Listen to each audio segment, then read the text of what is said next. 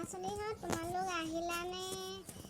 আহা আজি আমি গছৰ তলতে ধুনীয়া সাধু এটা ক'ম, তোমালোকে শুনিবা দেই। তোমালোকে সাধু ক'ব জানানে বাৰু? সাধু ক'ব শিকিব লাগে নহয়। আজি মই সাধু এটা ক'ম, তোমালোকে মন পুতি শুনিবা দেই। আৰু এই সাধুবিলাক তোমালোকে যেতিয়া স্কুলত ছাৰ বাইদেউহঁতে সুধিব তেতিয়া তোমালোকে ক'ব পাৰিব লাগিব। সেইকাৰণে মই তোমালোকক আজি সাধু এটা ক'ম।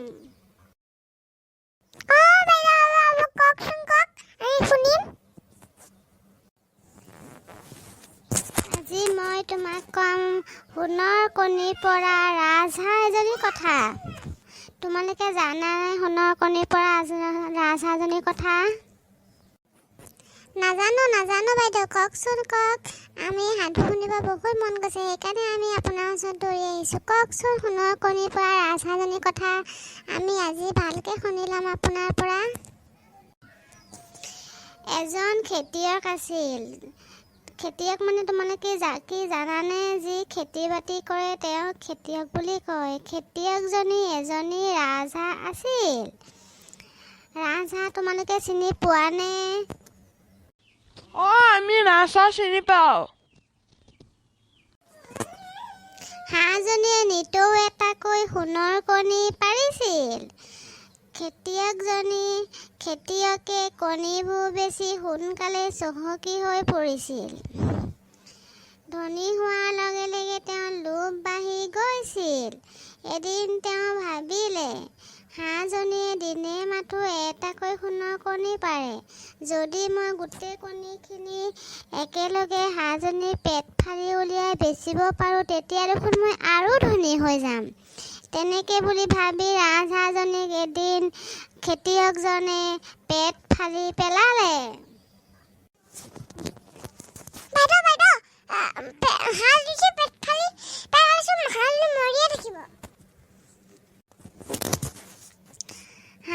খেতিয়কজনেতো ভবা নাছিলে হাঁহজনী মৰি থাকিব বুলি।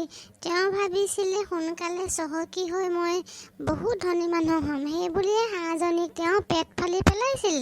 সেইকাৰণে হাঁহজনী মৰি থাকিলে। মই কৈ যাম, তোমালোকে শুনি যাবাচোন। ল'ৰা-ছোৱালীহঁত শুনি থাকা, মই কৈ আছোঁ। যেতিয়া খেতিয়কজনে হাঁহজনীক পেট ফালি পেলাই চালে যে হাঁহজনীৰ পেটত দেখোন এটাও কণী নাই, তেওঁ ভাবিলে, হাই মই কি কৰিলোঁ? মই দেখোন হাঁহজনী মাৰি পেলালোঁ। এতিয়াতো পেটত এটাও কণী নাই। মই দেখোন এতিয়া ধনী হোৱাক চাই দুখীয়াহে হৈ যাম। মই ভাবিছিলোঁ হাঁহজনীৰ কণীখিনি ধেৰ হ'লে মানে মই কণীখিনি বেছি বহুত ধনী মানুহ হ'ম। বাইদেউ হাঁহজনী মৰি থাকিলে নেকি বাৰু? মই কৈ আছোঁ শুনা। তাৰপিছত হাঁহজনী মৰি থাকিলে। তেতিয়া খেতিয়কজনে ভাবিলে, হাই মই কি কৰিলোঁ? মই জানো হাঁহজনী মাৰি পেলালোঁ। খেতিয়কজনে তেতিয়া সোনকালে ধনী হোৱা আশা সিমানতে শেষ হ'ল। তেওঁ আৰু ধনী হ'ব নোৱাৰিলে। এতিয়া তোমালোকে কি বুজিলা জানানে? অতি লোভ কৰিব নাপায়। লোভেই পাপ, পাপেই মৃত্যু। খেতিয়কজনে অতি বেছি লোভ কৰাৰ কাৰণে হাঁহজনী মৰি থাকিলে। হাঁহজনীটো জীয়াই থকা হ'লে এটা এটাকৈ কণী পাৰিলেহেঁতেন, তেওঁ এটা এটাকৈ বেছি বহুত ধনী হ'লহেঁতেন। কিন্তু তেওঁ একেবাৰে ধনী হ'ম বুলি ভাবি হাঁহজনী মাৰি পেলোৱাৰ বাবে হাঁহজনীও মৰি থাকিলে, কণীও নাপালে। বাইদেউ আমি এতিয়াহে বুজিলোঁ। ভাল লাগিলে সাধুটো শুনি। খেতিয়কজনে কি ভুল কাম কৰিলে ন? হাঁহজনীক মাৰি পেলালে। তেওঁতো এতিয়া আৰু ধনী হ'ব নোৱাৰিব, তেওঁতো দুখীয়াহে হ'ব। আৰু সেইকাৰণে মানুহে অতি লোভ কৰিব নাপায়। বাইদেউ আমি বুজিলোঁ আৰু এতিয়া লোভেই পাপ, পাপেই মৃত্যু। নাজানো বাইদেউ, কালি আকৌ আহিম আমি আপোনাৰ পৰা শহা আৰু কাছটো শুনি সাধু আৰু আমি স্কুল যেতিয়া খুলিব তেতিয়া আমি স্কুলত সাধুটো জানানে তোমালোকে? এইটো আজি কণী পৰা সাধুটো বাইদেউ ক'ব পাৰিম। আৰু আমি ঘৰে আহিছোঁ। কালি আকৌ আমি শহা আৰু কাছৰ সাধুটো শুনিম। তোমালোকে জানানে বাৰু সেইটো সাধু?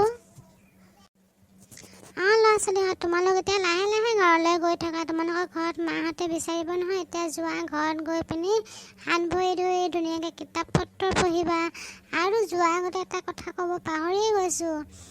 আমাৰ সাধুটো যদি ভাল লাগিলে আপোনালোকে লাইক কৰিব, শ্বেয়াৰ কৰিব আৰু ছাবস্ক্ৰাইব কৰিব নাপাহৰিব। কাষতে যে আছে ঘণ্টাটো, সেই ঘণ্টাটো বজাই দিব।